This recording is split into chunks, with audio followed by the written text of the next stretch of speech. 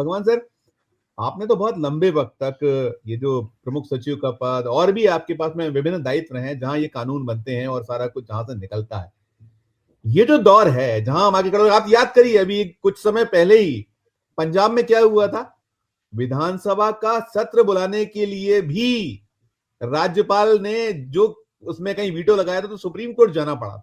अब आपका मूल केवल सत्र बुलाना ही है में जब आप यहां हो रहे, तो ये जो कहा प्राचा साहब ने कि ये जो फैसला, ये भले ही ओपिनियन है लेकिन इसका उपयोग कैसे होगा, इसको जिस नजर से देखा जाएगा, जहां आपको सूट करेगा वैसा सूट कर लीजिएगा, बाकी आप जो चाहे सो करिएगा, एक निरंकुशता और बढ़ेगी। क्या कहेंगे आप?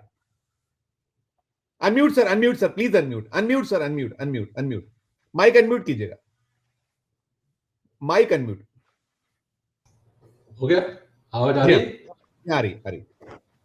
देखिए, ऐसा नहीं है कि संविधान सभा में जब इस आर्टिकल पर चर्चा चल रही थी वहां ये बात नहीं आई थी कि साहब इसके टाइम लिमिट तय करना चाहिए। ये बात आई थी कि 6 सप्ताह का समय तय होना चाहिए, लेकिन बाबा साहब अम्बेडकर ने कहा था कि भाई इसको शीघ्र करो, विवेक पे छोड़ो, अब एकदम से एक बंधन करना ठीक नहीं, क्योंकि उस वक्त के लोगों का सोच बड़ा बड़ा था, नैतिकताएं थी, मर्यादाएं थी। आज जैसा हालात हो जाएंगे ये किसी ने सोचा नहीं था। अब आपने जैसे जिक्र किया पंजाब विधानसभा का, बनवारी लाल पुरोहित थे वहां के राज्यपाल और ये भगवंत सिंह मान ही सीएम हुआ करते थे। आप सोचिए कि हिस्टोरिक जजमेंट दिया है सुप्रीम कोर्ट ने नवंबर 2023 में कि आप आग से खेल रहे हैं राज्यपाल महोदय, आप संविधान के जो लोकतांत्रिक स्ट्रक्चर है उस पर आप जो हमला बोल रहे हैं ये आप आग से खेल रहे हैं। इस तक का ये शब्द तक इस्तेमाल किए हैं सुप्रीम कोर्ट ने कि सत्र ही नहीं बुलाएंगे।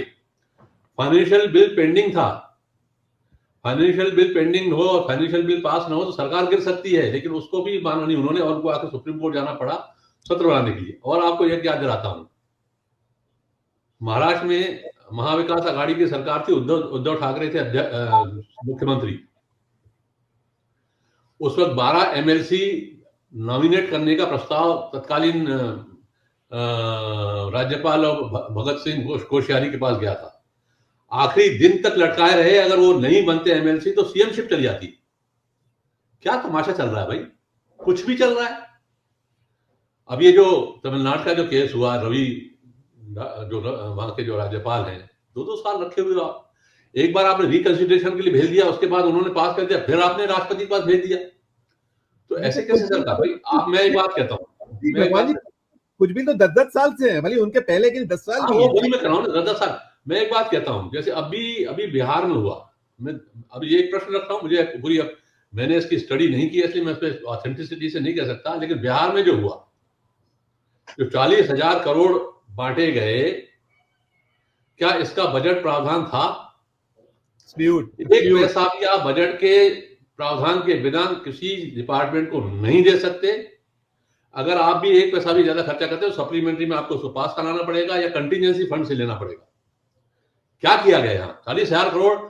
देखिए, आपने जनता से छुपाया है ये बात।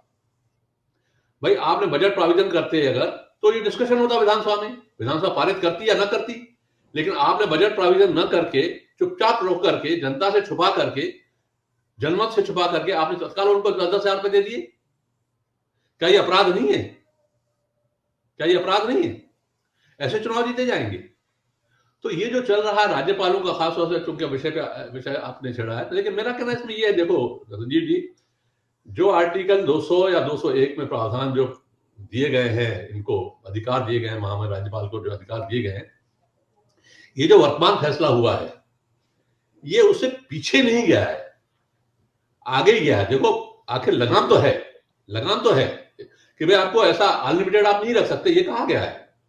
और दूसरा जो फैसला हुआ है उसके लिए रिव्यू के लिए फिर से आना पड़ेगा, इनको रिव्यू के लिए फिर से सुप्रीम कोर्ट आना पड़ेगा, और उस पर रिव्यू पे भी थोड़ा चर्चा होगी और उसमें क्या नया कुछ होता है वो तो समय बताएगा। एकदम से फैसला पलटा नहीं गया है, ये राय है, राय को मानना किसी के लिए जरूरी है। मैंने भी राय कहा कि राय है। हाँ, ये राय है, राष्ट्रपति माने न माने ये भी उनके लिए भी राय है और इनके लिए भी राय है, दे दिया उन्होंने, और उसको अब रिव्यू होगा। अगर वो, मेरे ख्याल से तो अब रिव्यू पे आएंगे और उस पर जो भी कर, या अगर सरकार में थोड़ी भी नैतिकता है तो वो अच्छा सा बिल ला करके संविधान संशोधन करके भाई 3 महीने नहीं 6 महीने करो, 6 महीने कोई देखिए शीघ्रातिशीघ्र को कहीं ना कहीं डिफाइन करना चाहिए संविधान में, मेरा ऐसा सोचना है। शीघ्रातिशीघ्र मान गया, जहां जहां साइलेंट है संविधान, जहां जहां संविधान साइलेंट है वहां वहां दुरुपयोग हो रहा है, वहां दुरुपयोग हो रहा है। तो ये दुरुपयोग रोकने का मतलब यह है जहां जहां साइलेंट है। अब जैसे सत्र की बात है, अब सत्र 6 महीने में बुलाया जाएगा ये तो लिखा है, लेकिन कितने दिन का बुलाया जाएगा ये मालूम नहीं है। एक एक दिन के सत्र बुलाए जा रहे हैं, 2-2 दिन के सत्र बुलाए जा रहे हैं, 3-3 दिन के सत्र बुलाए जा रहे हैं। 3 सत्र हो रहे हैं लेकिन 3 दिन के हो रहे हैं। जो सत्र 40-40, 50-50, 60-60 सीटिंग के होते थे वो 4-4, 5-5 सीटिंग में साल भर में खत्म हो रहे हैं।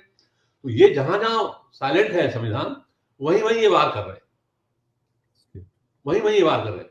जब प्रतिपक्ष में होते हैं तो बड़े बड़े बातें करते हैं, और जब खुद सत्ता में आ गए तो सारे विधान संविधान उनके लिए बेमानी हो जाता है। तो ये जो फैसला हुआ है, ये इसको बहुत अलग अलग मत हैं, जैसे आपने भी कहा, पाशा जी ने भी कहा कि अलग अलग मत हो रहे हैं, सबके अपने अलग अलग मत हैं। लेकिन मेरा अपना मत यह है कि हम पीछे नहीं गए, एक कदम आगे गए हैं। और इसका कुछ मतलब देखिए, प्रावधान तो था ही था संविधान में, 200 201 में प्रावधान तो था ही था, वो तो जो कर रहे थे वो कर ही रहे थे। लेकिन इसका जो इंटरप्रिटेशन निकाला गया है और उसमें जो कहा गया है कि भाई देखो बेलगामी हो गया, आप इंडिविजुअल केस में आप आ सकते हो अगर देर होती है।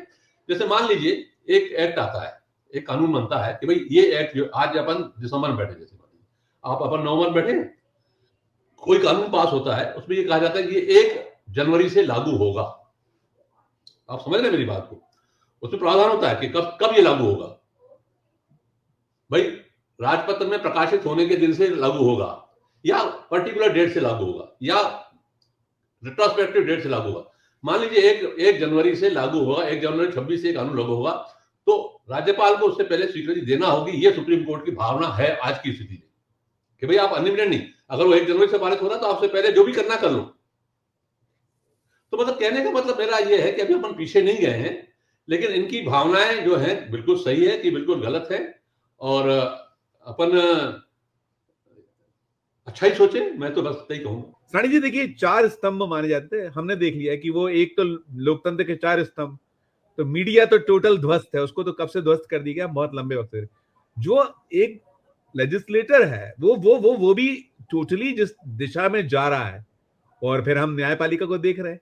तो क्या क्या कहिएगा, क्या सिर्फ कार्यपालिका के आधार पर सब कुछ है, जो कुछ सारा कुछ है, और जो संवैधानिक पद है वो आपने पूरी तरीके से कब्जे में ले लिए, तो ये कैसे बचेगा, कहां से हम बचाएंगे? आप कह रहे थे उम्मीद है, आस है हमें, आपकी टिप्पणी। देखिए, उम्मीद पे ही दुनिया कायम है, तो ऐसा भी सही एकदम मतलब निराशा का वातावरण नहीं होना चाहिए। आज जो वोट चोरी के मामले सामने आ रहे हैं, ये भी उसी दिशा में वो लोग बढ़ रहे हैं। वो अलग बात है कि वो कितना एग्रेसिव उनको करना चाहिए, कितनी मेहनत उनको करना चाहिए। मैंने एक जगह कहीं कहा था कि अगर आपको लोमड़ी से लड़ना है तो उसकी चालों को समझना पड़ेगा। ये चालों को नहीं समझ पा रहे हैं, ये बिल्कुल सत्य है, और ये दुर्भावना से सद्भावना से काम नहीं कर रहे राज्यपाल, ये भी अपने आप में सत्य है। ये आरिफ मोहम्मद खान जब केरल के राज्यपाल थे तो उनकी भूमिका कुछ अलग थी, अब बिहार के राज्यपाल है तो उनकी भूमिका बदल गई है। तो ये मैं मान रहा हूं कि बिल्कुल सही बात है, लेकिन मैं इससे सहमत नहीं हूं कि ये जो ओपिनियन दिया गया है वो जुडिशियल रिव्यू को खत्म करने की दिशा में कदम है। नहीं, जुडिशियल रिव्यू था, है, रहेगा।